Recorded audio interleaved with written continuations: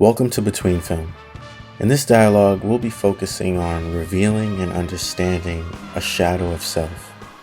The late psychiatrist and psychoanalyst Carl Jung developed the concept of the shadow as a part of his theory on the human psyche. According to Jung, the shadow is a natural and universal aspect of the human psyche. It's formed from repressed or suppressed emotions, desires, and experiences.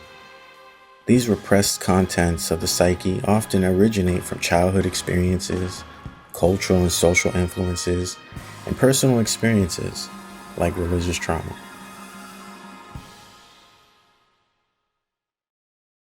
Welcome to Between Film. This is a dialogue that will focus on revealing and understanding our shadow. What is the shadow and how can our shadow be identified through film? And we're analyzing the film Joker, 2019, starring Joaquin Phoenix. We also have a secondary film on the syllabus, which is Rambo 1. And those of us who was in Between Film for A Hero's Journey knows that the end project or presentations were so dope, and they focused on the shadow in Journey, or the hero's shadow in Journey.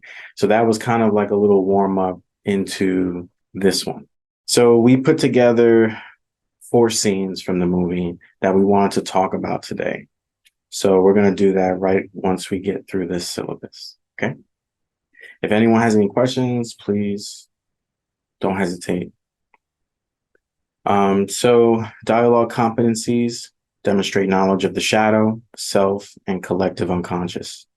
You'll be able to explain your own shadow and or the relationship with a shadow of self.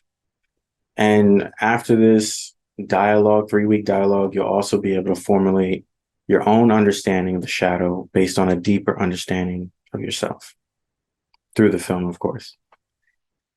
And final project. This is always a good one. Okay, so there's 3 different ways you could do it: the poetic and dramatic expression, the autobiography expression, or an artistic expression. So we kind of really make it so that it's fluid and it forms to whatever your imagination wants to share. 3-week dialogue. First week, today we're going to be talking about a dialogue focused on the film and its central conflict revolving around Arthur is Joker, but that's his name in the movie. Arthur's struggle to cope with his shadow and the oppressive society around him. And then next Saturday, we're going to be talking about a dialogue focused on learning more about the relationship between the many masks we create and our shadow. And the final Saturday, we will be focused on talking about the process of synchronizing healing with our shadow. And jumping to the Joker, the notes, we did film notes in the syllabus. So you can also see here that we've kind of broken down a psychoanalytic perspective to help us relate the human aspects to the film. Even though the film is not based on a true story per se, it's still based on the many stories that we share, right? We're not so different from Arthur or the Joker. Technology, as always, you wouldn't be here if you didn't have it. So definitely need internet and a good stable connection. The dialogue really is 50% of, the grade, and the final project is the other 50%. So seems fair. The dialogue rubric, you can really see how we've kind of broken that down to kind of determine where you're at in understanding the concepts in the dialogue. And of course, we have a bibliography, right? So this is a really cool list of books that we recommend, that if you're a book reader or you're interested in understanding where we get this information from our perspective, It more than likely 9 times out of 10 will come out of these list of books that we read, highlighted, and took notes on to even put this whole idea of a dialogue together. So we would highly encourage you to expand your library and explore these books that we've listed.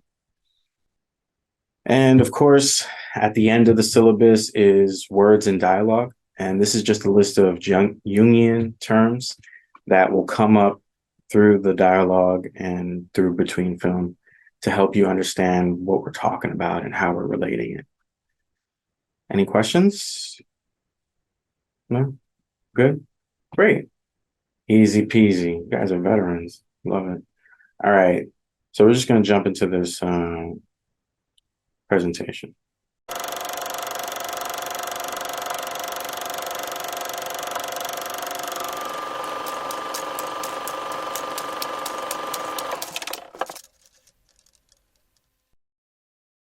It's 42 degrees at 10:30 on this Thursday, October 15th. I'm Stan L. Brooks, and here's what's happening. It's day 18 of the garbage strike. With 10,000 tons of garbage piling up every day, even the nicest sections of the city are looking like slums. Health Commissioner Edward O'Rourke is declaring a citywide state of emergency for the first time in decades. There's no need to wait until somebody dies or comes down with typhoid fever. It's already a serious situation. It's something that affects almost everyone in the city, no matter who they are or where they live. You can't go down no one avenue without seeing nothing but garbage and rats. It's starting to affect my business when customers can't get in here because of the garbage situation. I'm not out there alone to smell it, but I think to look at it, it's terrible. It don't affect me except for the very bad smell here. It's horrific. It's a mess. I've been in this country for 50 years and I've never seen anything like it. What is this world coming to? Put them in a room, let them sit there and talk till they get it over with. 24 hours, 48 hours, how long it takes. The idea of the National Guard moving in and cleaning up is a good idea. In other news, the building industry and landlords today expressed concern over the latest increase in heating oil prices. Renters in the metro area are certain to feel the pinch.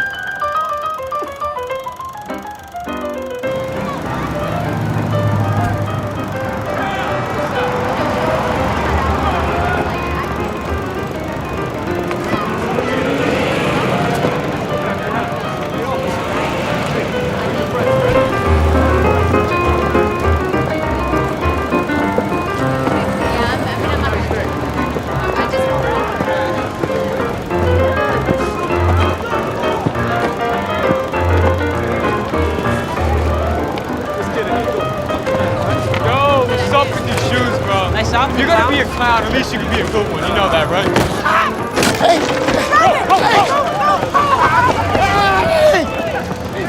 Come on, clown, let's go! We got the sign! Let's go! Stop them! Go, go, go, go! Let's go, let's go!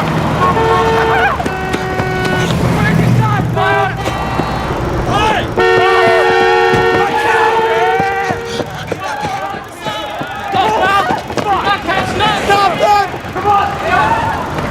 No, come on! Get out the way! Stop them! Hey! Dude, fuck it!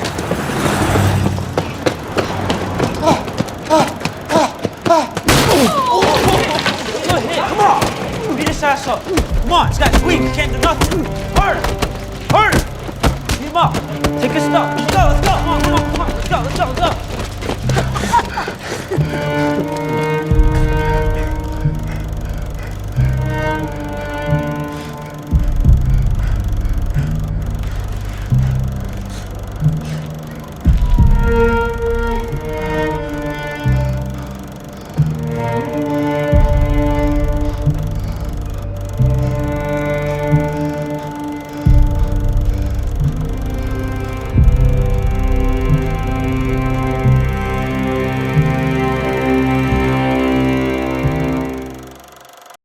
So as we heard and seen, that is the introductory scene to the film.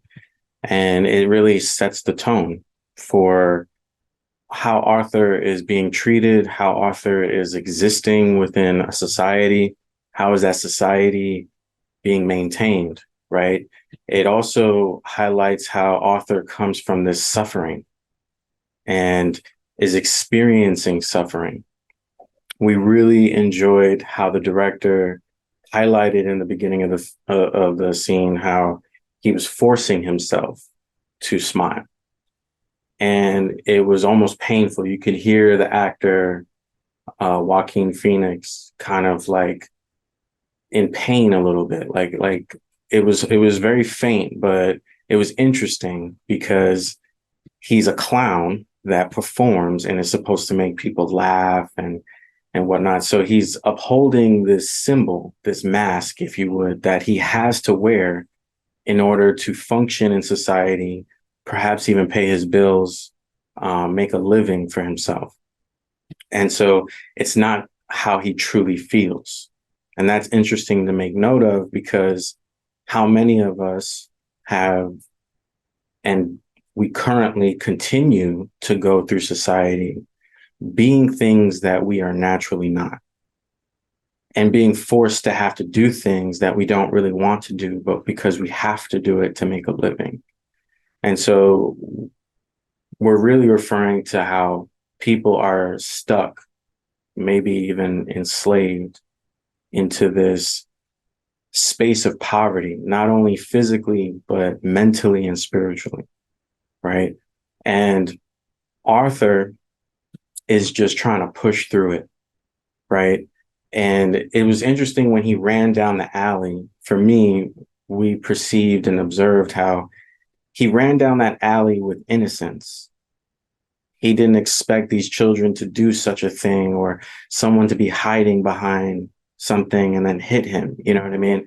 Like, if you compare it to, like, let's say a police officer, right, that goes down an alley, a police officer is not going to blindly run down that alley. The police officer is going to be looking to see if, you know, there's danger, because that's a kill box, you know, from just their training. So what we're saying is how Arthur had no really understanding that these children were capable of doing such evils, or carrying out such harm and pain. And so when they're beating him and kicking him, and Arthur is just taking it, this is also cinematically and theopoetically, you know, a representation, a symbol of just how Arthur is dealing with life. Life is literally kicking him and beating him, and he's just taking it, you know. So we'd like to take this moment and open it up. Welcome, Stephen Diaz, you know, to the space. But more importantly, let's talk about this scene and what you observed and what you thought. Good afternoon, everybody. Thank you so much for introducing that. That was amazing. In this one, that was actually, I think that what I find interesting is that we can see ourselves in this character hiding behind the shadow. Like, you know, when we just think about society today, about the stuff we need to do to be a part of society. Credit, you know, me and Yesenia were just talking about that in terms of like credit score, or just like we still have to be a part of, just to fit in, just to go with what's, you know, just to go with this world, just to get a house, just to get a car. We know that we have to put on this be okay to be okay. We have to bend ourselves to be a part of the societal world. And it becomes frustrating when you see the difficulties or the challenges that our parents have gone through to fight to make sure we are accepted into the societal world, right? And now it's like, how do you learn to be you on yourself? How do you get out of that shadow? How do you, one, admit and realize that you're even a part of this shadow, you know? Like, I think that that's also a bold move. Like, are you aware that you're part of this world? Are you aware that you're hiding behind a shadow? Or do you enjoy hiding behind your shadow? Where is the place of accountability? Where is the place of defining who self is and being okay with this being who you are? And we see him being this clown, wanting to make people happy, wanting to make a living, and you're being abused, and you're paying consequences, you're paying for something that you didn't owe, kind of mentality, you know? And I just found that really, really interesting. in the beginning part of this Joker scene. I feel that it was pretty difficult. I remember when I started watching that movie, it was a hard scene for me to even watch, because it was like, wow, this is our world. This is who we say that we can be. This is how evil we can be as a people to each other. Instead of being in that place of peace or understanding, or just letting the person live. This is who they were. They hurt him. They didn't pay attention to him. And when you hide, and then you start to go to the shadow, right? So I think it's what's the effects of going to that shadow place. And we started to see that in the Joker. And what I love about this movie is that it humanized him. It made me like, oh wow, there was a story behind this person. And whenever we see a person that's evil, we just see evil. We don't understand. We don't see the humanistic part of it. And I think that's the hard part that people tend not to realize. Okay, I'm going to stop there. Thank you. And hi, Steven. Nice to see you. So, yeah, I would love to share how watching this scene, right? Like it was so, like I believe it was on purpose, how in the beginning we see him getting ready for his act, but in the background we hear the radio and it's about the city, you know, like there's so much trash, the rats and all of this going on. And it's like at the same time, right at that moment, he creates his own world where it's almost as if he kind of shuts the sound off. And it's just him and himself, right? And then what I think about too is like how many of us, and just like Vashti mentioned, you know, we can see ourselves within this character. And I think about those people that really deal with mental health issues. How, look at Arthur, he himself still showed up to this job, traumatized, whatever is going on, but not being, what do you call it? He's at the same time, he's not being present with what's really happening out there. Like maybe he does know, obviously he's traumatized, he knows what trauma is, he's lived it. But to kind of shut the noise out, basically, and just have that moment to yourself, preparing yourself to what's to come. But he had no idea that that was going to happen to him when he was out there in the street just doing his job. And all of a sudden these kids come in and just like mess with him in that moment, you know, like how he was feeling. He was giddy, you know, he felt good about it. So that kind of threw him off track. Like basically that came out. And then when you see him, when he's on the ground and he's crying, it's like the mask comes off, which is the emotional self, that shadow self, whether if you come into anger, you're experiencing it, because it's almost like we all wear a mask when we go out there, we put on a show, we have to work 9 to 5. And at the same time, the world is crashing down. Like the world is in chaos, but yet we still have to uphold these kind of roles. We have to make ends meet, you know, and for him at the time, you know, what year was this? Like the 70s or something like that. We still see that today. Which to me, it is kind of like, is interesting. It's a little,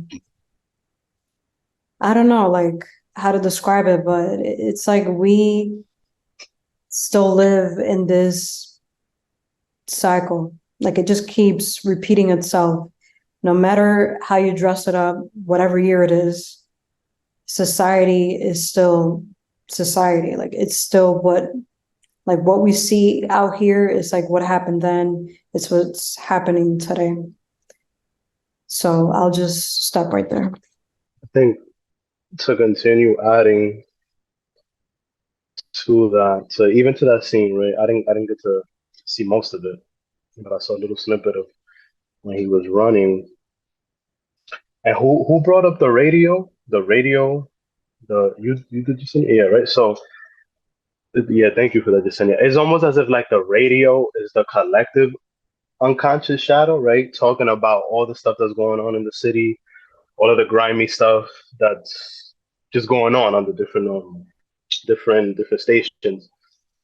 And then how you said, right, Arthur, he kind of like at that moment he kind of disassociates into his own little world, and it's almost as if what Arthur's going through is part of that radio chatter. But we as the audience are having the exclusive access to it, and so it's like within the city of Gotham, that is kind of like its own community, its own like mandala. To explain that word, it's a Sanskrit word meaning like circle for a symbol of the self. But we could argue, right, that a lot of where we're nurtured in becomes a part of who we are, right? Like, you're raised in New York and you're always going to carry that kind of New York essence to you. So it eventually grafts onto the person.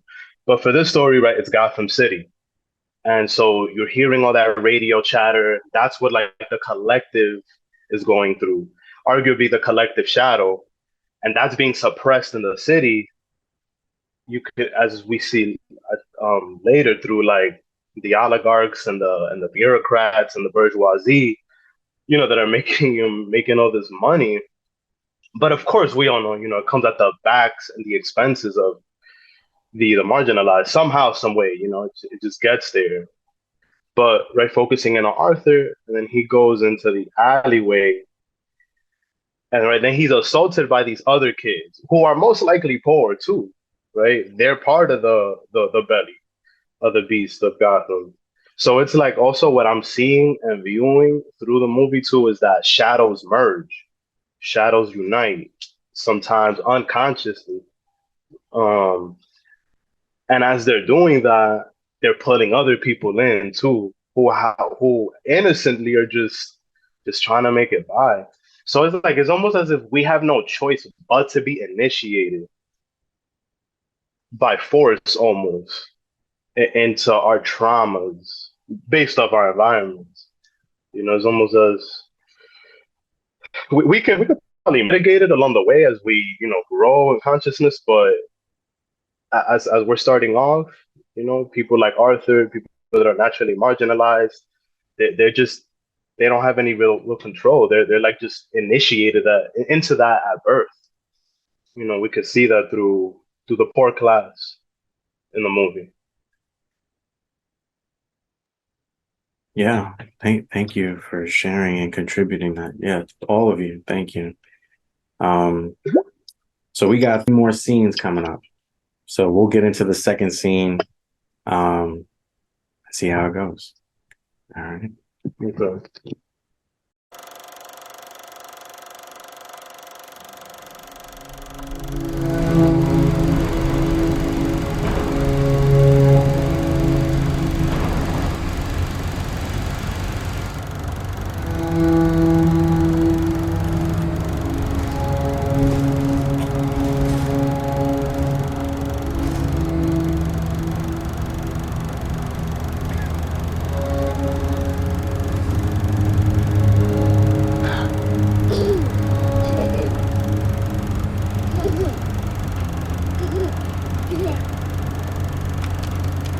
Stop bothering my kid.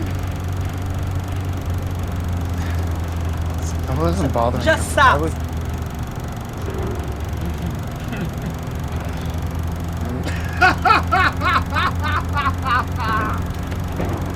What, you think that's funny?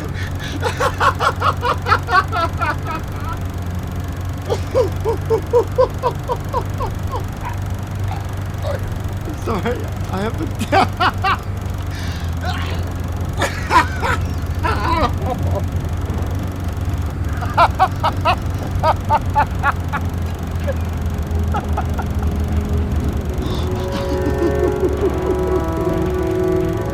I'm sorry.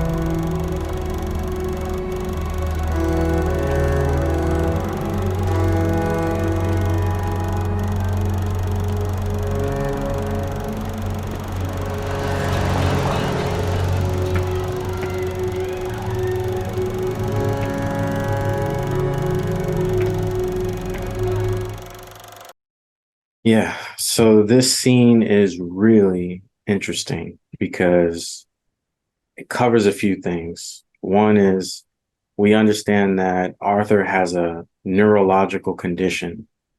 He has some sort of trauma to the brain. And because of that, he has this uncontrollable condition. But it's interesting because the condition only really initiates when he's under a lot of stress.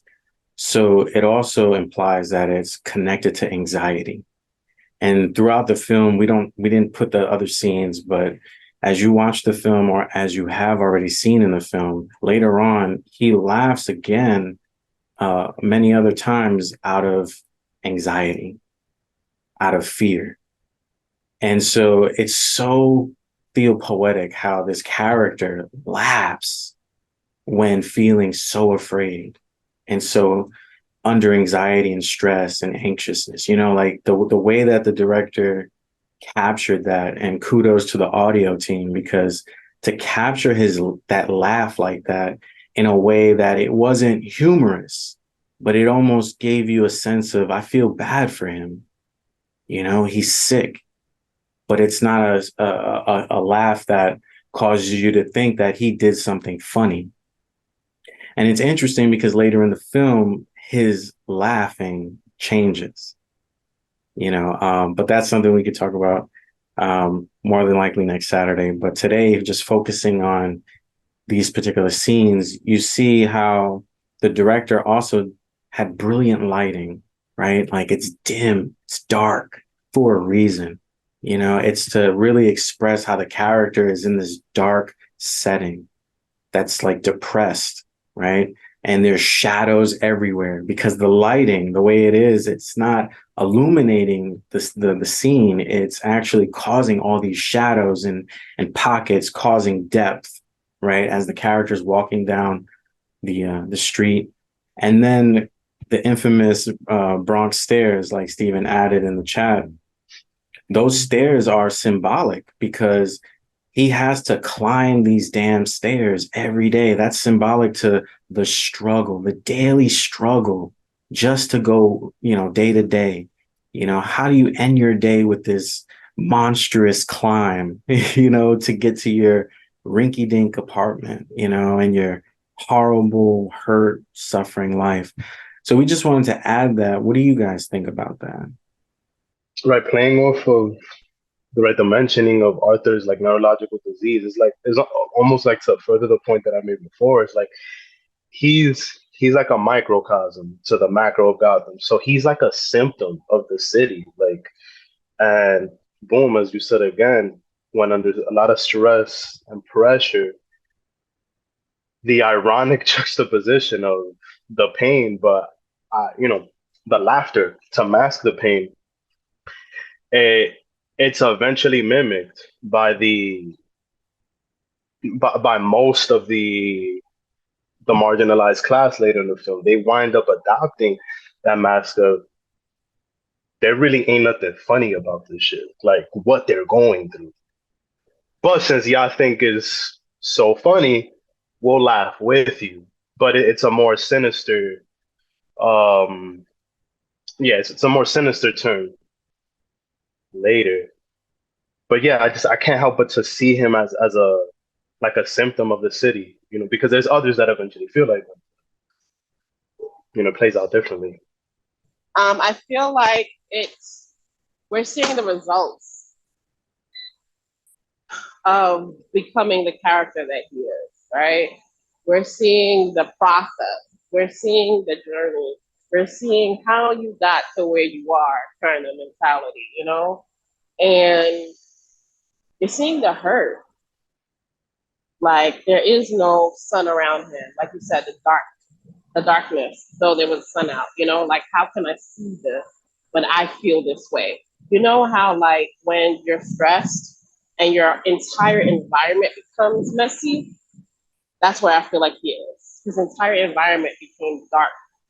It became okay, like if he could melt into the brick walls, he would.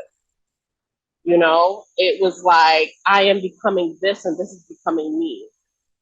So this is a way of embodiment. This is a way of Like I think this is the beginning of how we define a shadow, because he's now becoming this part of this shadow, right? A shadow is a reflection of yourself. And we're seeing it in how it looks to the outside world, the darkness, the gloominess, like the colors. You know how they say whenever you use specific colors, that's why they use specific colors in hospitals and in therapy rooms, because the colors affect the patient. So we're seeing how these gloomy colors affect this individual by himself, and yet his whole energy switched around him. So I find that really interesting, because we have those days where it could be bright and sunny outside, but by those big walls in Manhattan or those Bronx walls, like you said, it feels overwhelming. Those buildings, like, dang, Yeah, the kids like, whoa, yeah. But you hear the adults like, I'm coming back. This is my reality. This is where I'm at. And I feel like this is the sense of where he is. And I feel like this is the part in my world where you start to say, thank you for allowing me to be in your space. Thank you for inviting me into where you are. Because he is now showing us, and that's really, I think that's amazing when a director can bring you into an individual's space, his sense, his psyche, and we're able to see it. We're able to paint the picture this way. And I found that really interesting. For me, it's just like you're living or seeing through the world of someone who is mentally ill. And how does that look? It almost feels like a prison sentence, the way that they go about the scene. But yeah, I just feel for him. Yeah, you reminded us of the humanity in the scene that's captured when he interacts with the child, right? Arthur is living such a horrible, painful life. But on the bus, he engaged with an innocent child. And this is very interesting because you can observe how his own innocence came out, right? Just by being present with that child, and trying to make him laugh and really feel empowered, from the child's laughter, right? But then it's interesting how the mother, her anger, her tone, how she replies to Arthur is more of a frustrating, I've been working all day, I'm tired, this child needs to stay still. What that kind of daily frustration is in her voice when she replies to Arthur saying, can you leave my child alone, like he did something wrong, kind of thing. And Arthur's just in shock, like, what do you mean? I was being so nice to your child. How could you perceive me as someone bad? And I think this is very interesting and deep, because Arthur, like we already mentioned, is struggling, and he's struggling with being this good person and becoming this I don't care, this anarchist of a person, that there's no rules anymore, there's no boundaries, so it's really interesting to see this character on the bus, Arthur, and then compare or contrast, as Yesenia would say, towards the end, how this character develops into the Joker, right? Where the Joker is symbolizing this true anarchist. There is no rules, like he's in the back of the paddy wagon or the cop car, and they're like, it's because of you, clown, the city's burning. He goes, yeah, isn't it great? This mentality of not understanding or being able to create boundaries of ethics and morals. That's the danger of the anarchist that he's on the path of becoming, because, like we've already spoken about, Gotham City is chaotic, right? And even Arthur says this in the film when he's on the late night show. And he's like, have you been out there lately? Like, do you ever leave the studio? This is also reflective of challenging people's do you know what reality is? Because maybe you're masquerading in a fantasy thinking that the city is great and everything is copacetic, but it's really not. It's failing, it's corrupting, it's killing people, it's hurting people, you know? You get that kind of whiff when Arthur's like, you know, and sometimes they don't think that you'll just go wild, you know? You know, this reference to, you know, I'm snapping, you know, that trauma that, as Carl Jung would say, the snapping of the psyche, the splitting of the psyche from trauma, it's just overwhelming. It's too much to bear, you know? But thank you. This is such a rich dialogue so far. Does anybody want to say anything before we get to the next scene? I was just going to put in the chat, it's too much to bear, right? Like, that's what begins to be, that's what starts the whole mental issues, or it's too much to bear. And I feel like as a people, we tend to define what too much is. But the psyche is saying, yo, I'm going on. I'm going on. And you start to, what does that look like when we have an opportunity to go off? And I feel like the Joker can show us what that looks like, you know? Because we don't want to be in jail, we don't want to be an evil person, we try our best to fight that side so much that we don't want to tip that thing over to be that person. But I feel like this is the humanizing part of this movie. I may not be in his shoes, but that understanding of it being too much, this is what could drive you there.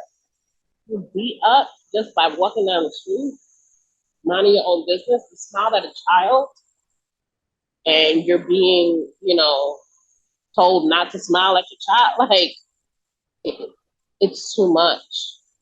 And you start to see the lack of empathy, the lack of grace, the lack of mercy that is being shown to this individual over and over and over again. It becomes too much. And I feel like we can admit that we have those moments. Sometimes, it's shown in different ways. And thank God for that boundary that doesn't force us to go over. But I feel like all of us can have that moment of getting to that place. It's just too much.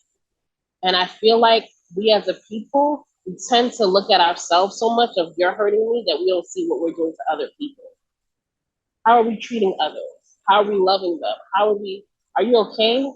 Is everything all right? I just want to check up on you. Just a check up, just to make sure we're okay, really can go far. And we clearly see he has no body. So that's where, for me, it becomes the empathetic curse. It becomes too much, and we don't know how much too much is too much for an individual. So now I have to show you a form of love. And what does that look like? If I may add to that, I just thought about it. Like, what would have happened if someone would have approached him right there in the bus and put their hand on his shoulder and be like, hey, buddy, are you all right? It's all right.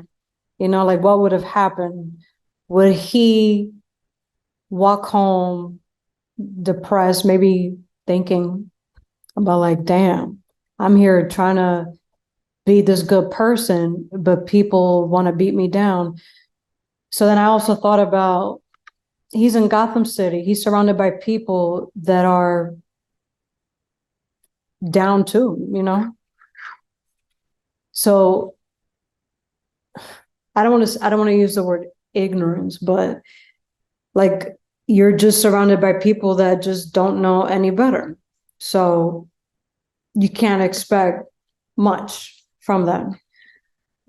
So that's what I want to just add. Brilliant. Thank you so much. Yes. This is actually a perfect segue into the next scene. Vashti thinks that ignorance was a good word, in her opinion. We think that ignorance could be a usable word. There's other synonyms like unaware, unconscious, right? We think in the space of between film, we would probably more than likely use unconscious, right? Because we're all really unconscious of a lot of things, right? And we love what you said, Jasenia, about he's surrounded by people who are unconscious like him or who's hurting like him. And it made me instantly think of myself and all of us, how we are in a world, in society with other people who are just unaware, just as unaware, or maybe more. And it really does raise a challenging question within our psyches to ask ourselves, you know, how do we navigate this world if everyone is unconscious? And it's like this intentional journey to be conscious of things. You know, like we can't be conscious of everything. No one knows everything, right? And so we try to develop ourselves in a way that makes us more conscious. But honestly, us here, like we have community, we have support. And that was something you brought up, Jasenia. Thank you so much. That what if scenario, what if someone put their hand on his shoulder and say, hey man, are you okay? That would be a form of support and community, right? And that's what we have in public space, that form of support and community. You know what I mean? And we that analogy of a hand on someone's shoulder while they're in pain, we do that in so many different creative, meta-spiritual ways, right? Beyond the metaphysical, you know, we do it in very intimate, unique, loving ways, right? But Arthur lacked support and community, right? And that is a big difference, you know, in terms of someone's about to give up and then a community or a person of support says, hey, are you okay? Reminding us we're not alone. But it seems like Arthur was really like brewing this idea that he's alone. He's the only one, you know, that's experiencing it like this bad. And I'm sure all of us have experienced these forms of depression and thoughts of depression where we feel like we're the only one hurting. And how if we stay alone for too long in that state, we'll start to believe those thoughts. Even though they may be, like you said, you're ignorant, but, you know, or unconscious, but it still happens to us as humans. We're all vulnerable to that. You know, there's none of us that are like a superhero that can, you know, just shield those thoughts. Because if you end up having a person that is too confident, they become narcissistic. And that's also problematic, right? So this idea of balance is very complicated and hard. It's a lifelong journey, you know, but in this film, you see how Arthur, most of his journey has experienced one side of the spectrum. You know, he hasn't really experienced love or support or concern or compassion. And for me, this film becomes the ideal example of what happens when we don't have a supportive community. We even go to the extent of thinking about how there's so many religiously traumatized people and they lack community and support. And then the increasing number of people that think that the only way out is suicide, checking out, just getting rid of that pain immediately is to just do something like that. You know, we need to know these dark things so that we don't go down this path. And this is also why we, you know, put together this particular dialogue. But let's get into the next scene because it's really getting even better.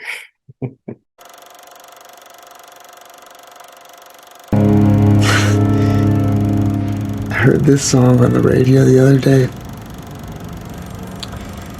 and the guy was singing that his name was Carnival. Arthur. Which is crazy, because that's my clown name at work. Until a while ago, it was like nobody ever saw me. Even I didn't know if I really existed.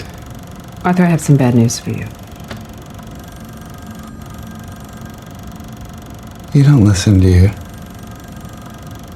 I don't think you ever really hear me.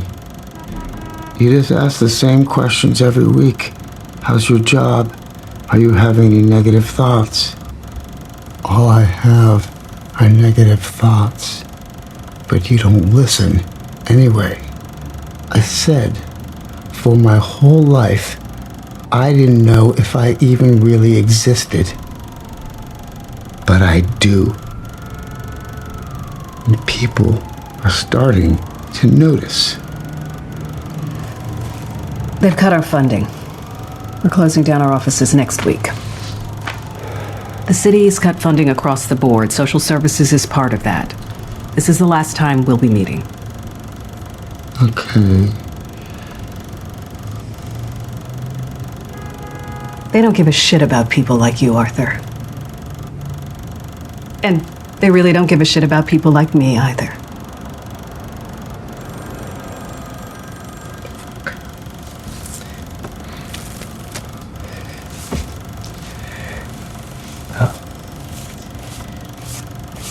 How am I supposed to get my medication now? Who do I talk to? I'm sorry, Arthur. So yeah, that scene is just, if it wasn't obvious before, it was obvious in that scene, right? No one gives a shit about you, like or her. That for me was just like, wow, and we thought of even what's going on right now in this given moment in the country, in the world, where people are losing jobs and experiencing financial hardship, and everywhere you look to get help, government funding is cutting back, and programs are disappearing, and there's no help for the common person, and we thought it was interesting because even this emphasis on the pharmaceutical drug, like, where am I going to get my drugs now? Like, it also kind of reflects how this social worker visitation that should be maybe a check-in or therapeutic or what have you, she wasn't even listening, and it wasn't the first time. You could tell, like he was just at a point in the film now that he was just fed up, because he says people are starting to notice, right? And so this is a huge indicator that he's stepping into something that he wholeheartedly believes and he accepts. And we believe that that may very well be his shadow. So what do you guys think? Yeah, from what I'm seeing, yeah, it's like, right, again, it's almost like this, yeah, like, shadows, as they interact with one another, they're uniting, because even the lady herself, it's not much is shown, but for her inability to listen or dissociate, right, can only imagine, she must also be going through her other things. And you see the frustration also in her voice, not to take away from Arthur, but to even kind of dial in on the person that's supposed to be helping, who's chosen a career to quote unquote help. And it actually reminds me of another part of a dialogue that you had elsewhere. I forgot the video. But Dr. Reyes, he mentioned how when the spider hits the web, you have no choice but to vibrate. And so she's just like a leg on that system. And it's a shitty leg. Like, she even said, like, yo, they don't give a shit about me either. And it's funding from the city that's going into this position. Now they're pulling it back. So now her job is on ice. How is she gonna make her money?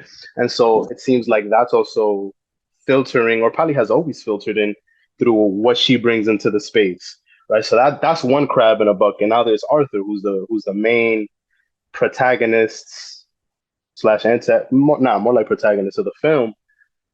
And you see how now you see the intersectionality of their shadows a little bit. And it's not that he's more of a victim than she is, but it's just really what happens. Like, neither party can really afford to listen at that current juncture because it's just too much. It's too much, you know, for those particular parties at the time. And I think I was gonna ask something else. I forgot. But oh yes, when you mentioned yeah, they're finally starting to notice. And it's interesting that what they're finally starting to notice is the shadow. Um, and I mean, that could be a good thing or bad thing in the sense that it could either mean one, he's either choosing to integrate the shadow in a healthy way, and you should be noticed for that, you know, because then that symbolizes more of a totality of the self, or you just bring in the shadow without no integration and it's chaotic, and so it could go either way. But yeah, that's what I caught from that scene. Thank you for humanizing the worker, Stephen. And that's so true. I didn't even think about that. Like, she just lost her job as well, right? Like, that was a great point because I was so focused on the main character that I didn't even think about her, you know, as a person. You know, like you here got me thinking about you, and I here have to think about how I'm gonna make my next meal. You know, like that. I think that's just the reality of the lack of support we live in society. You know, those that, you know, are determined to like, okay, well, they say that I can get this, and they'll help me to, oh, there's no residual funding, there's no support, there's no, you know what I'm saying, to this. Like, okay, so I'm about to go crazy, you know? It reminds me of the movie with Denzel Washington trying to get a heart for his son. I forgot the name of the movie. But it's like, yo, can you John tell Q. me? John Q. John Q. Thank you. Like, so my son needs a new heart and he's dying. And because I don't have funding, you're not going to support me. This is society that we live in and the lack of support. And we know that there's ways to go around it, but we're not willing to, again, provide grace, provide mercy. You know, like, what if it was mine? What if it was somebody I knew? You know, and as cold as she was in that conversation, she had a moment. She had a moment of her own frustration. Yo, they let me go too, bro. Like, they don't care about us. And that was her moment. Like, I can't care about you. And yo, when you work in the public sector, you understand that. Like, you know how many times I try to help families, but because my job doesn't incorporate me helping you beyond this level, I can't do nothing for you. And so therefore I became a person of let me get to that next level of understanding where can I guide you to assist you. Because my job won't. It stops here. Oh, we're here for the people. Oh, we're here to help you. No, we're not. No, we're not. We're here to support you to say that we started something. And it only ends here, you know? So I feel like one thing I do admit about him is that he did take on accountability where he knew he needed help. And I feel like we live in a world where a lot of people don't even admit that. I need help. I'm coming to you for help. You know, what frustrated me is that she didn't even provide like, hey, well, this organization is still available. This could help you. There was no next. There was no solution. It was a, well, your problem, your problem. And we also live in a society like that.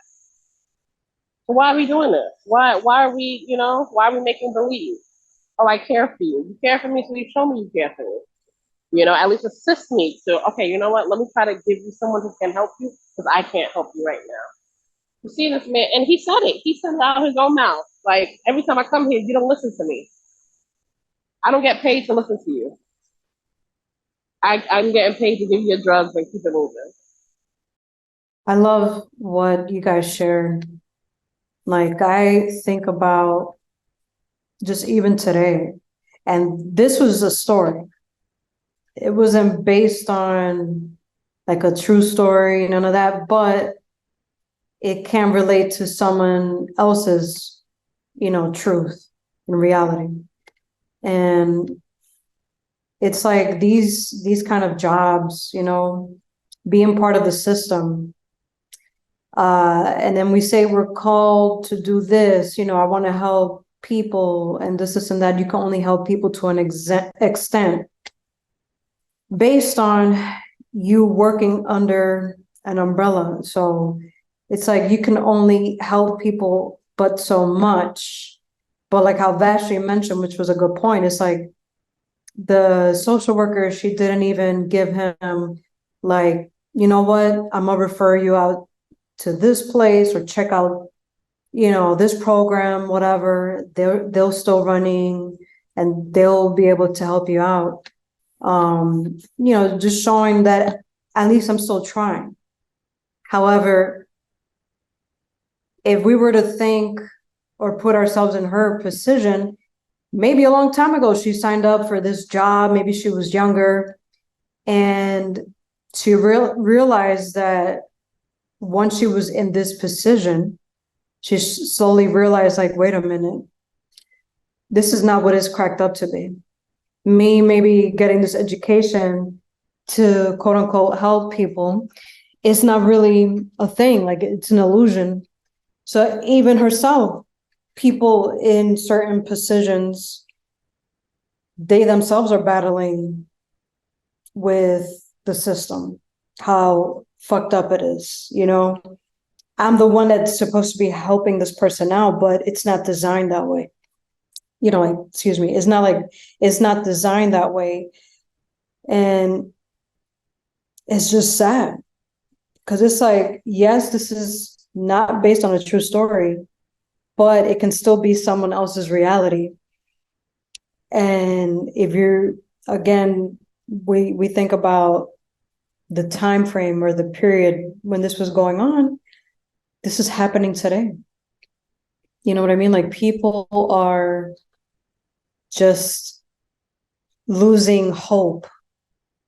How many things are we gonna come up with or put together to show that we actually do care about humanity?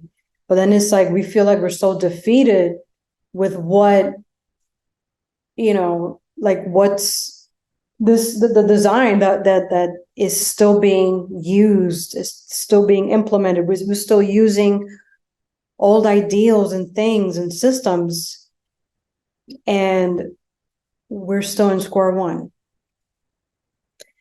You know, if we're at a point where mental health has just gotten, it has increased a lot more, and here we are in 2023, we think about, we're at a time where there's just so much technology, there's just so much improvement, but it's like, where are those things being allocated if not in the people, which is really not the case. So I don't know, that's what I see when I'm watching these kind of scenes. I kind of related to what's happening. And it's almost like this never-ending cycle where people are in need of help, but yet, are they really receiving it? And if they are, yes, they're getting medication, but then it's like they're going to get addicted to it. And what happens is, well, the doctor's gonna prescribe a higher dosage because the person already got used to it, you know. They're going to get more of that, and then they're going to be codependent to this medication, and it would be a lot worse for them. They might not even have a place to live anymore because they're out there alone, you know, getting high or whatever it is to sustain, to kind of survive. Like, it's just crazy to me how that still happens. It is happening today. Yeah, you're right. Thank you all for your contributions and sharing. I think that's a great way to segue into the next scene. All records 10 years older, they're still in the basement, and you're talking about some 30 years ago, so. Can I ask you a question? Sure. How does someone wind up in here? Have they all the people committed crimes? Well, yeah, some have. You know, Some are just crazy, pose dangers to themselves and others. Some just got nowhere else to go. Don't know what to do, you know? Yeah, I hear you, brother. Sometimes I don't know what to do. Last time I ended up taking it out on some people, I thought it was gonna bother me, but it really hasn't. What's that? I've done some bad shit. And you know what I'm talking about. It's so hard to just try and be happy all the time. Hey, listen, man, I'm just an administrative assistant. Like a clerk, you know, all I do is file paperwork. I don't know what to tell you. But you should see somebody. You know, they got programs, city services, stuff like that. Oh, yeah. They cut all those.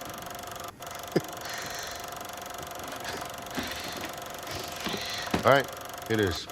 Fleck, Penny Fleck. Let's see. Diagnosed by Dr. Benjamin Stoner. No, the patient suffers from delusional psychosis and narcissistic personality disorder. Was found guilty of endangering the welfare of her own child.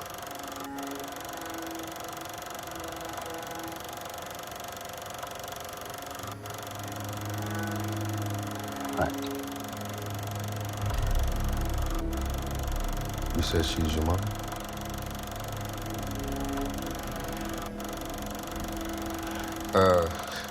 I'm sorry, man. Like I said, I can't release these records, you know, without proper forms. I could get in trouble.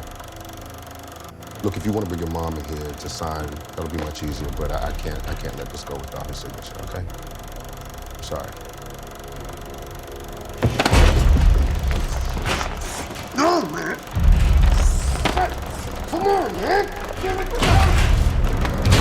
Hey!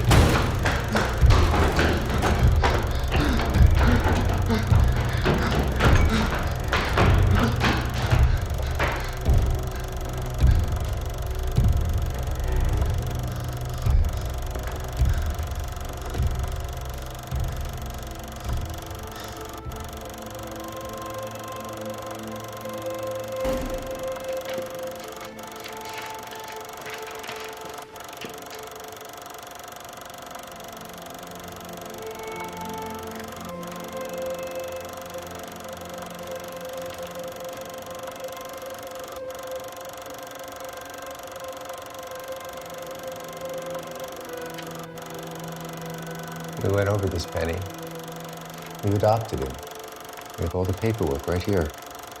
That's not true. Thomas had that all made up. So it stayed our secret.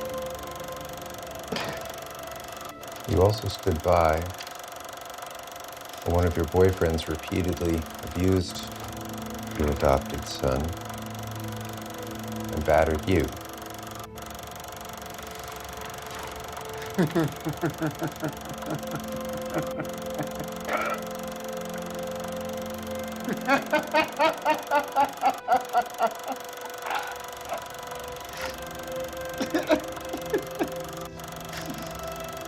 Penny, your son was found tied to a radiator in your filthy apartment, malnourished with multiple bruises across his body and severe trauma to his head. I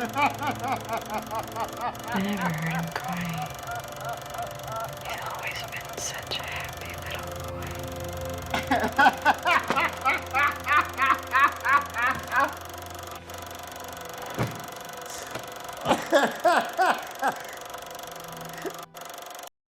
Yeah.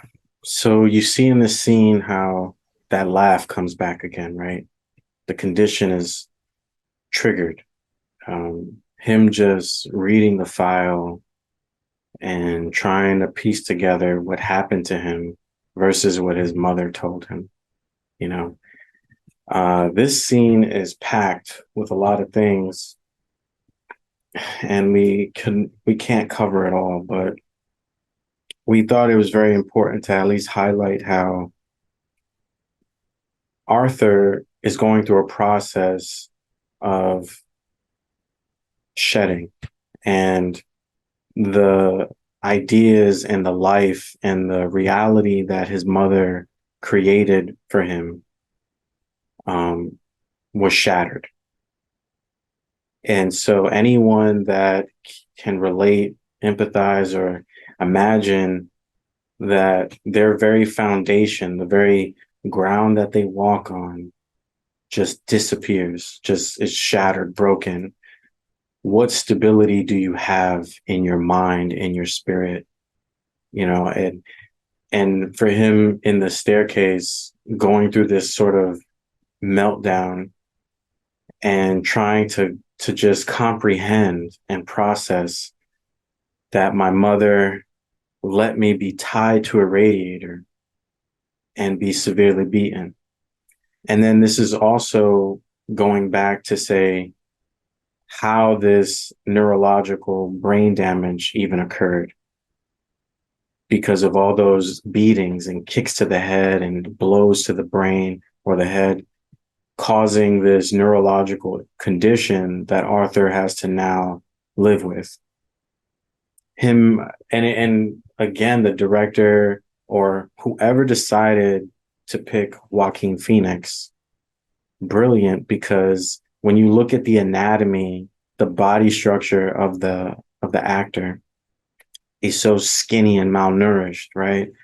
And you see that when in the beginning of the film, when he's doing his clown shoes, and you see the flexing of the back, and you see his spine just curved and popping out, you know, it's like he doesn't eat, you know, and he has bruises and stuff because he got beat up.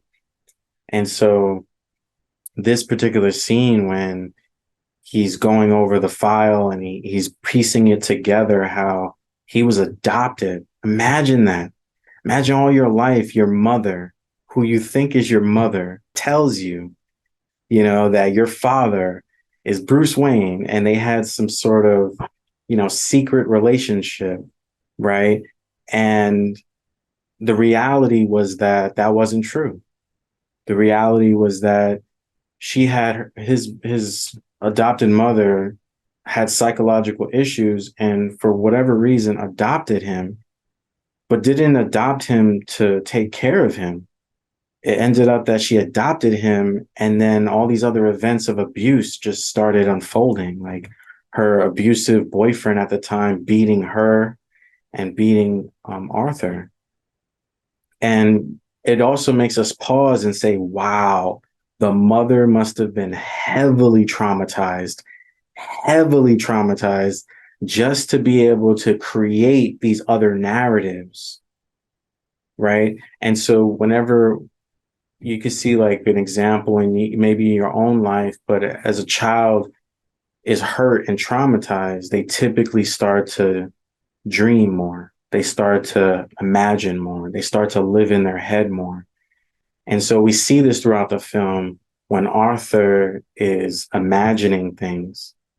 It even fools us as the audience until we get to a certain part of the movie that we say, hold up, wait, piecing it together that the director did such a beautiful display of putting his dream overlaying over reality. So we couldn't, as the audience viewing this film, tell the difference between Arthur dreaming because he's so traumatized and what's really happening. And we thought that was creative and very brilliant because it articulates how us as humans undergo that. We create narratives in our mind because we don't want to face the truth of what happened or the truth of things about ourselves, you know, so we create masks, we create narratives, we create an alternate world from our trauma. But with Arthur, it's interesting because in this scene, his shadow was still present. It's not always typically viewed as like this dark, evil thing, but his shadow was part of the laughter when you think about it. Because his shadow, all that fear, all that anxiety just started coming to the surface. And that is what triggered his condition of laughing. And as he's reading it, his hurt self, his most inner hurt self is crying, really. But it's theopoetically expressed as him laughing. So deep. So what do you guys think? I was thinking, so even though like we haven't seen her yet, but we have seen his mother, kind of like what's his idea also of like what his anima's looking like now too, because his real mom is a mystery. His actual mom is a mystery. Like where he actually came from is actually genuine mystery. We can only assume she must have been even worse off in some kind of way, socioeconomically, than the folks that took him in, because she couldn't even take care of him. That was the next best thing, and even that was horrible. So it's like things keep passing him down, like into the abyss. Like they're just like, yo, like we heard too, we gotta pass you along. Well, we're heard too, we gotta pass you along. We're heard too, we gotta keep passing you along. So it's like this um this unself-controlled like initiation. Like he just has to keep going and going, but he's descending really. And yeah, now he's figuring out that who he thinks is his mother's, has all these, additional disorders. So she has to, also be unconscious to him. And when you mentioned how he was blending reality and fiction, right? And how the character played by Zazie Beetz is a part of that, though, and the lady with the daughter. So yeah, that just, which go figures, it also shows that he has a repressed, aspect of the feminine too, because she's not really like the way she exists in his imagination is kind of like a Tinkerbell character, kind of like the Peter Pan. Like she's not even there in those moments. We come to figure out she's been a complete stranger the whole time, just like his real mother, and just like his adopted mother, because whatever she told him was a lie. So, yeah, it's as if his entire relationship um with his anima has just been, to I guess to somewhat quote Marie Louise von Franz from Shadow, even the fairy tales, it's kind of been like an impure relationship. Not that it's on any of the women or specifically, but it's just it's not healthy. What's happening with him, the relationships that he's having, just societally with the mother who adopted him, whoever his real mother was, and this estranged relationship now with Zazie Beetz' character, and to really just even wrap that up, Gotham as a symbol also, that it, as a nurturing ground that is supposed to be, home, also another feminine symbol, is completely screwed up for people of his social class, which is key. What I thought about in the scene is how it's at this point where he let himself completely go into the shadow. And just think about it, like how maybe for him, just embracing this shadow, just it feeds him this power. Like he steps into this person, which, if you think about it, he becomes what society said he was, this whole time. And so he's going to step into this character with all this trauma, everything, all this pain. Like I have so much of it. So I'm going to give this to the world. Maybe this is what the world needs, what it needs to see. maybe let me stop pretending to be happy, this clown type of thing, but I'll be the Joker. It like the Joaquin Phoenix, like he's very talented as an actor, because to be laughing that way but also crying, because you can see the snot coming out of his nose. And then what you pointed out in the beginning when you were guiding us into this, this dialogue here, where Penny, his adoptive mom, at the time when he was being brought up and he was being abused, how she herself, she had been traumatized. And so we don't consider that part. Like, oh my gosh, she's just this cold-hearted woman that allowed a child to be abused by her boyfriend. And she stood by this guy. Like, how do you live with yourself? But she herself was being abused like him. And then also, we're not thinking about what was happening in her life then. Did she have anyone? Or did she feel like, well, I just, this is my life. I need to stick by this man that is abusing me and this young, innocent boy. And so, and then when you think about the relationship many years after, like she's this elderly woman. And so maybe within her traumas, or I don't know, like she was able to kind of change the scenario in a way where it's like, well, now this person is not in the picture anymore, but here's the aftermath. Here's Arthur, the aftermath. But at the same time, he's not fully, I don't know. I don't know if it's not that he's not fully showing the traumatized self to her as an adult, where she's not worrying much, where it just looks like he's taking care of her. And so like she becomes this very loving, like mother, like in this little home here that they have, this in this apartment, the illusion of this is love, this is my son. And then to him, it's like, this is my mom, the only person that I have. So I am going to take care of her. She's the only thing I have. I am going to take care of her. To then him following his instinct.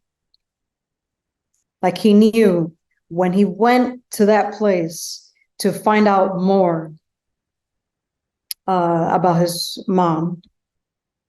And just like that awkward moment, and then that silence when the what is it, the clerk at the front desk, when it's like he was like, oh damn, like this is some real shit going on right here.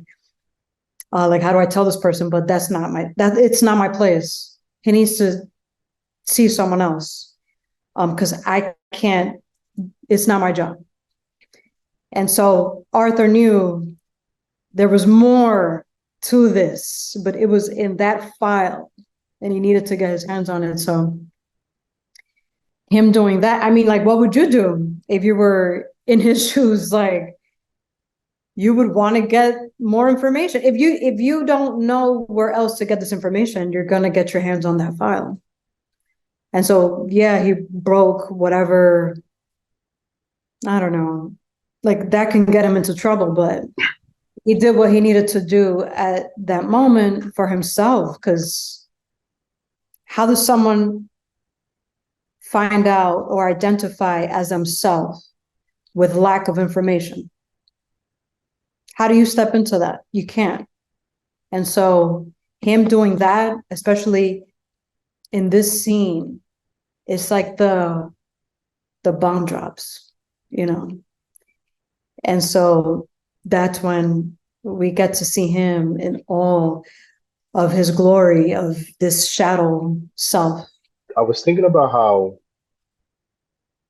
how what happened to him was like public knowledge, but it wasn't even his claim. That's sad. You see the newspaper articles. I'm trying to fit it to like a psychological symbol. Uh, item.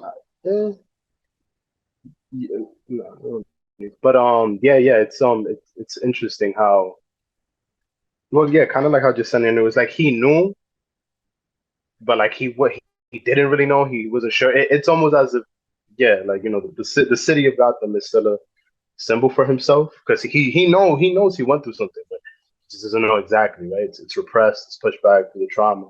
But I just found that almost like, damn, that's messed up. Like, how is it that like the city has the right to know the public intimate details of how it happened and how these things happen to him? Like it's every well, not everybody's but by way of the stitchings of the news articles. And it's like he can't even he has to steal what's his. Like he has to reclaim it. Um I guess yeah, that's kind of like a good way of seeing it. Like he kind of has to take it from almost the belly of the beast, which you could look at kind of as the system. Like he had to physically take it, like, you know? And yeah, even the clerk was really no help. Redirected him back where he came from, and he wasn't even sure. And yeah. And it was also kind of symbolic. As he was running away, he also ran down. He didn't run up, he ran down. As if to deal with that information in the depth. So yeah, that was that just bothered me though, like how he couldn't even actually have access to what happened to him. Yeah, that's a really good point. Thank you for bringing that up. Maybe the closest symbol could be the fool. It's sort of like he mentions when he's on the Murray show, my life is a comedy, and it's really interesting how everyone's laughing at him sort of because everyone's in the know. He's the only one that doesn't know the joke and doesn't know he's the butt of the joke. And in that way. So, it's really hurtful though. Thank you for bringing that up. That's a very good point. Like it's painful to know you feel embarrassed. You feel like people have been laughing at me this whole time. It's a horrible feeling, right? We're not even going to sit here and try to describe it as much because it is an indescribable feeling that may have come up in him in that scene.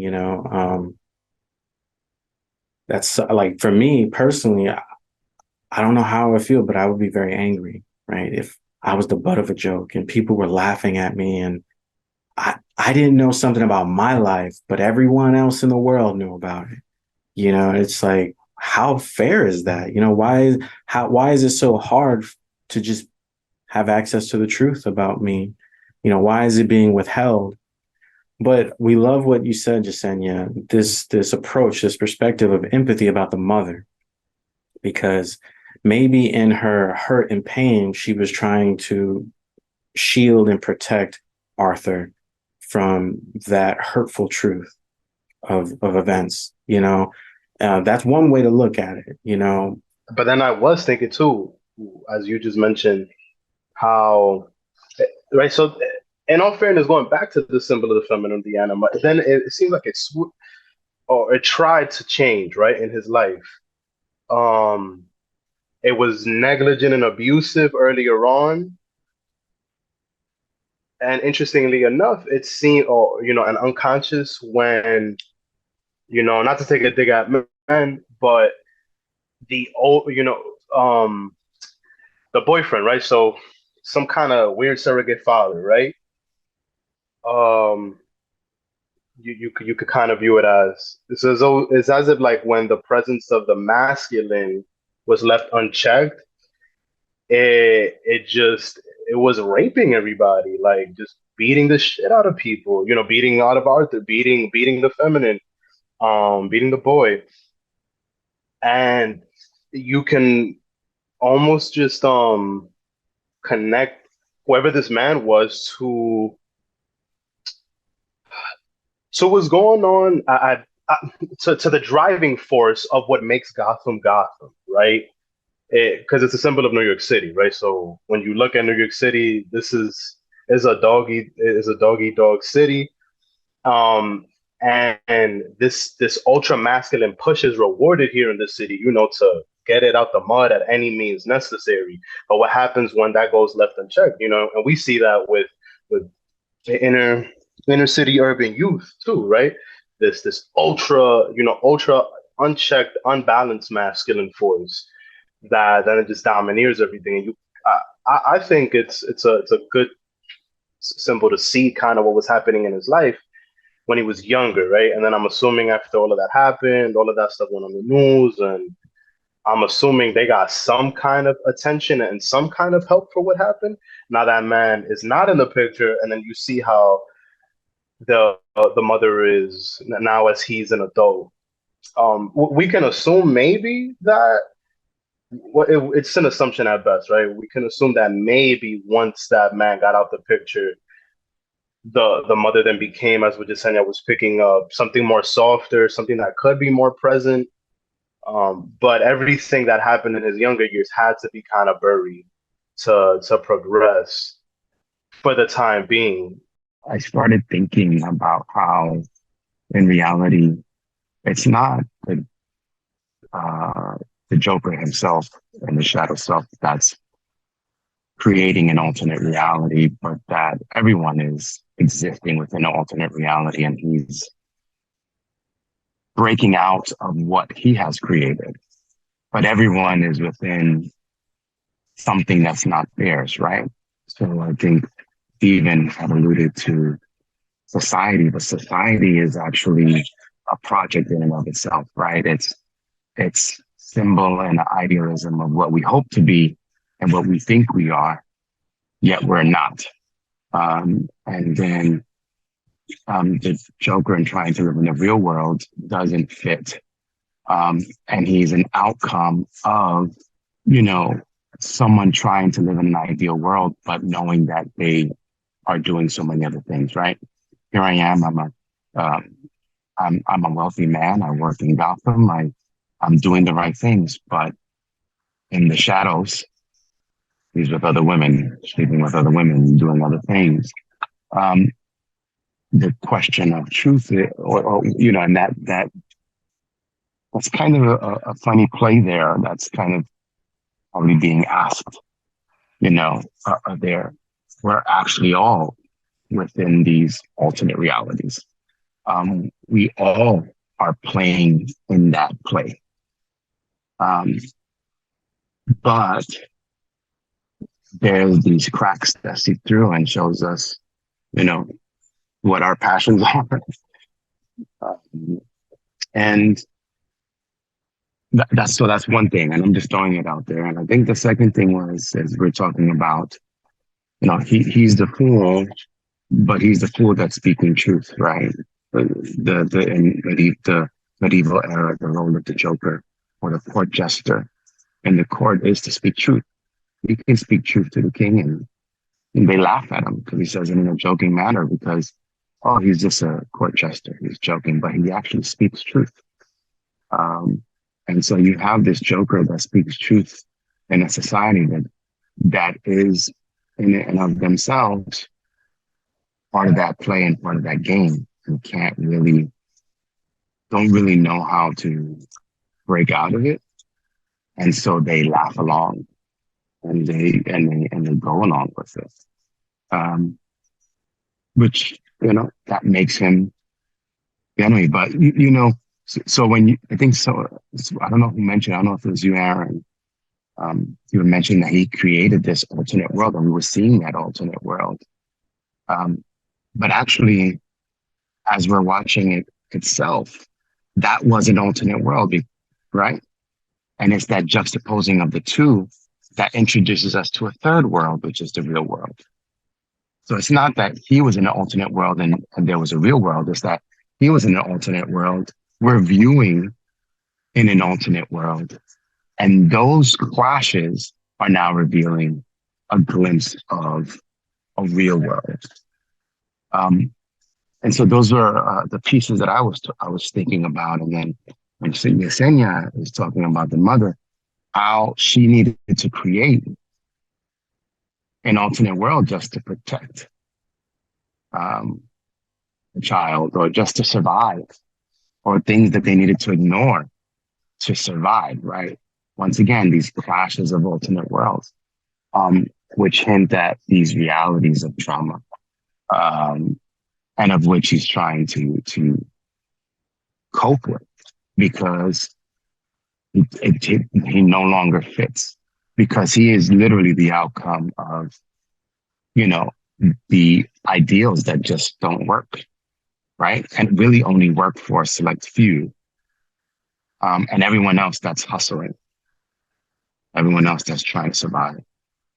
So those were some of the thoughts that I was hearing from all of you, and from what what I even remember from the film, things that I'm seeing. So I'll pause. Thank you. Oh, thank you. You're all caught up. So I think this is a great way to segue into the last scene that we've selected for today's dialogue. And after that, we can discuss a little bit and then we'll close out, okay?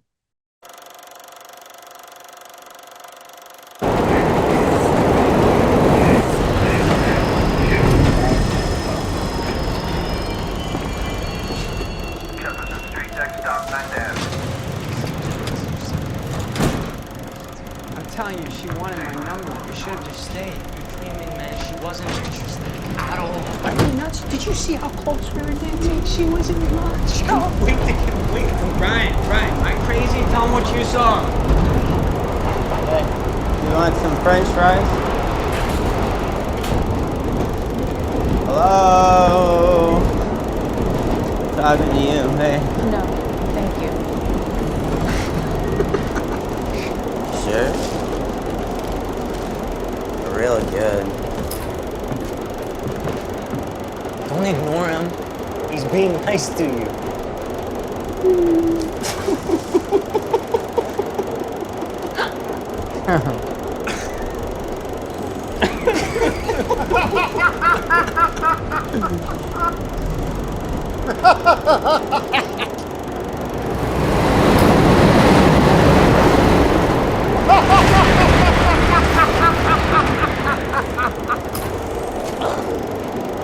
Is something funny, asshole?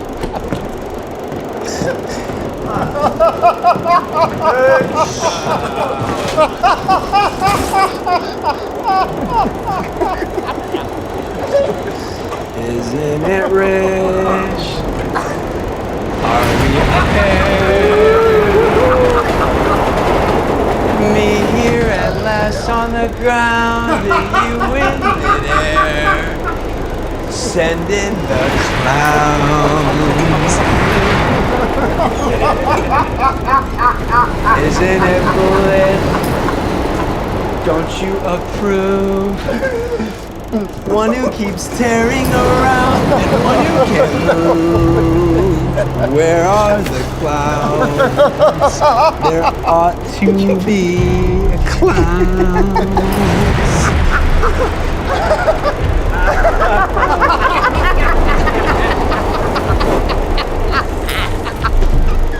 So, buddy, tell us what's so fucking funny. Nothing. I have a condition. I'll tell you what you have, asshole.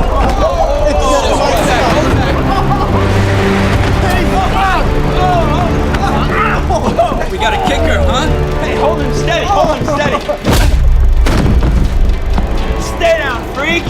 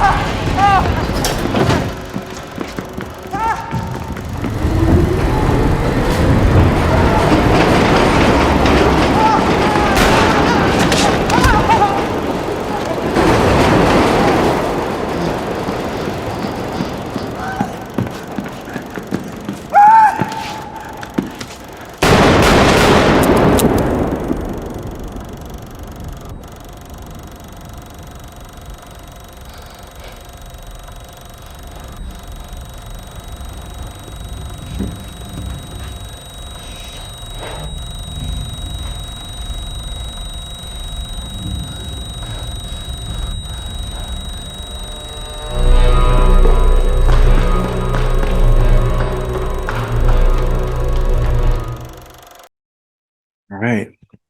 That was the subway scene, and this was also a good representation of Arthur snapping, or there's a splitting of the psyche, trauma, right?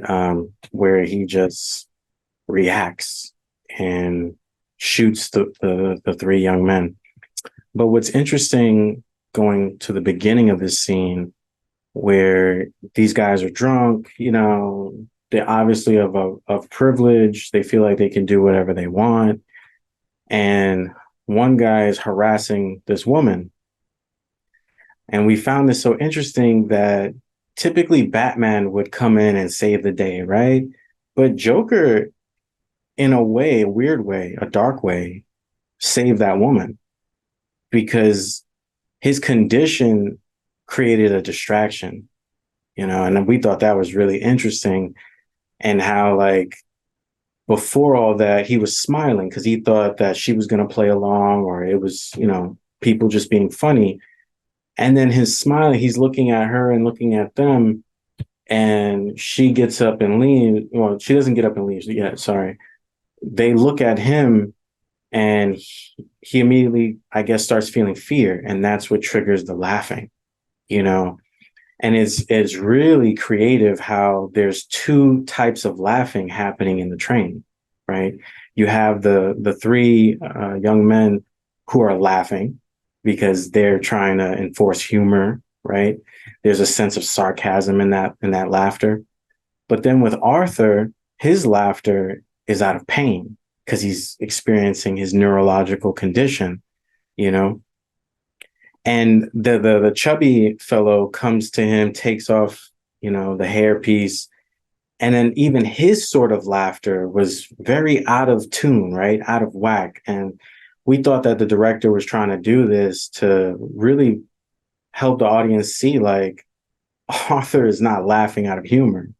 Like, you even see it in his face. Like, he even tries to utter the word, "I have a condition."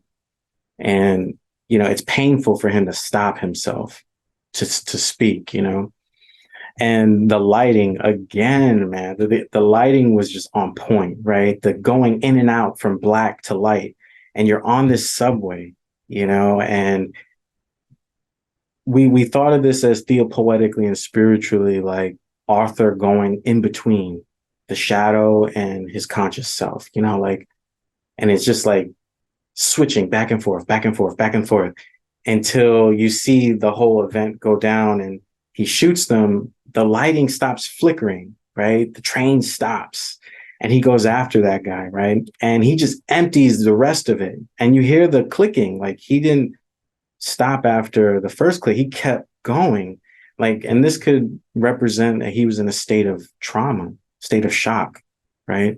And then the ringing in the ear from the gunfire because of the acoustics in the subway, and him shooting off the gun inside the closed train, that'll make anybody's ear ring. And we thought that was so important to the storytelling that the director did, right, in this film, to include that we had the observation or the experience of Arthur, his hearing,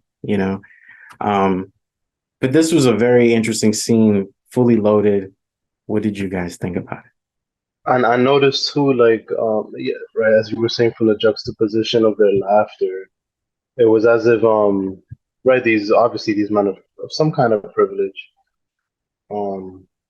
they, yeah, it's like it came with an audacity, like, too, it came with an audaciousness, and then when he aims to express, although with pain, what he has.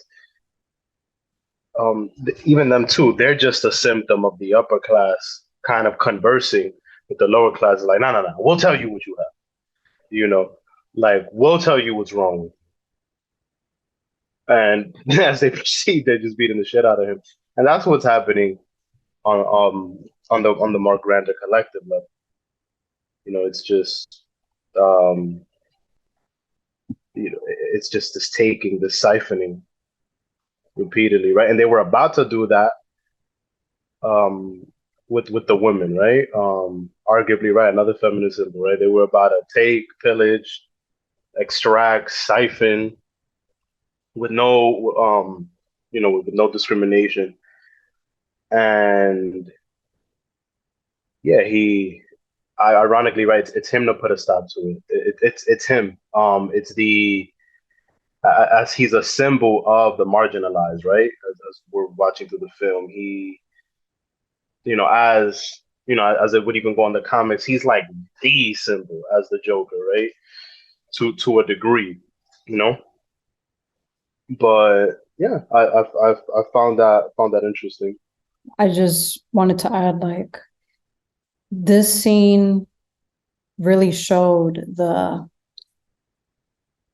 I'm tired of this shit already.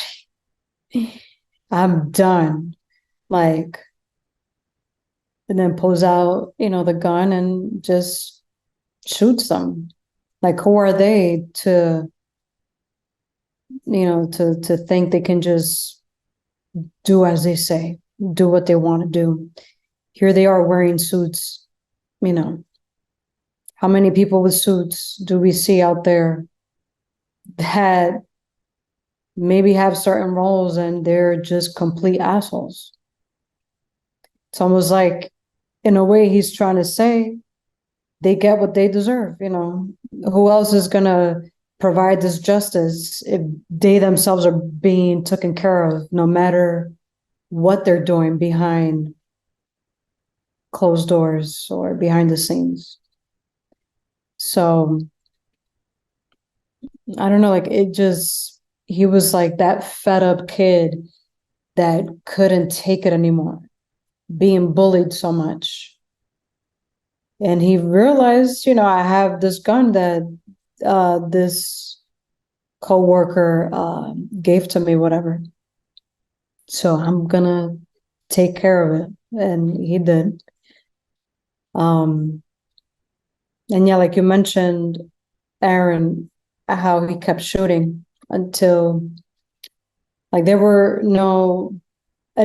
was no bullets, but he just kept pulling that trigger, like unloading. But I think that's also the shock, like, keep going, the adrenaline, that rush. And so it clicks in, I need to get out of here. And he just runs off. But I mean, how would people feel?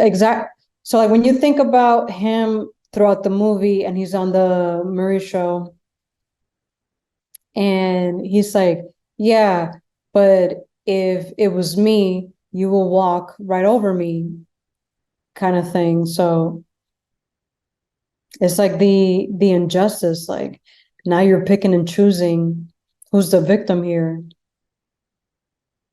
when lo and behold, it was him. But obviously in those times, there's no cameras. And as you can see, that was probably like the late hours, because these guys seemed kind of drunk. And the subway was empty and stuff. Like, no one was there to witness what happened, and the lady, she left. So he had to take matters to his own hands. I'm not saying that it was the right thing to do, but I don't know. It's just is a tough situation to be in. Because now look at you. Where do you come from? With what means? And then you have these guys that people know them. They're playing certain roles in society. And so they're gonna look as, oh my gosh, the poor guys, these poor guys that they work, and whatever they're providing. But Arthur, this poor mentally ill person, no one gives a damn about him. So it's just sad. Saying, yeah, I wrote down in the chat while you're talking, you made me think about that's the phrase that morals has an aesthetic, it also brings back that historically court jesters, they weren't always used for joke making and stuff like that, but sometimes court jesters were actually people that had deformities or sicknesses that would probably stand next to the kings or the queens, and used as a joke or used as a form of saying I'm better than you. And look, so you have these, you see that in that scene, right? Those men in suits, we symbolize that there must be it must be Wall Street. It must be high, or high rollers, as you call it. And they get to do whatever they want. And they can shift at any moment. Once they see danger, you see how they run and how they're screaming. And maybe in the scene after, you have the police right after them. And no one questions what they were doing before. They just know that they were in suits and they're dead. But the ones that were ridiculed, the woman that was harassed, no one asked them anything. So morals has an aesthetic. And whoever defines that is really the one who controls what the morals are in the society. And so, we see that wonderful critique there. And Aaron, as you were saying, I think it's wonderful that you picked up on those pieces of the light shifts, these breaking points.